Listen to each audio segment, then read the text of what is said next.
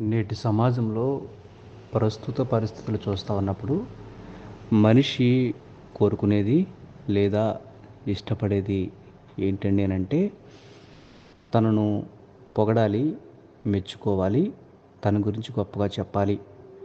ఇలాంటి క్రమంలో తోటి మనుషులు వారి అవసరాలు తీర్చుకోవడానికి మనుషులను పొగుడుతూ ఉన్నారు. వారి అవసరాలు తీర్చుకోవడానికి మనుషులను మెచ్చుకుంటున్నారు. వారి గురించి గొప్పగా చెప్తా ఉన్నారు. ఇది మన పతనానికి చాలా ప్రమాదం. అందుకనే ఒక విషయాన్ని గుర్తుపెట్టుకోవాలి. దేవుడు మన నుంచి ఆశించేది శాశ్వతమైన ఆనందం.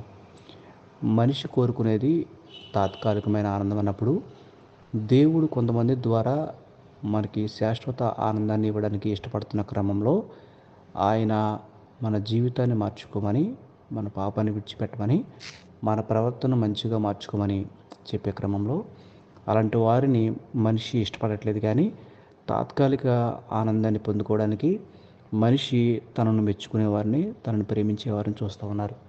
ఈ మాటలు వినడానికి కొంచెం కష్టంగా ఉంటాయి, కానీ ఒకసారి మనం ఆలోచించాల్సిందే.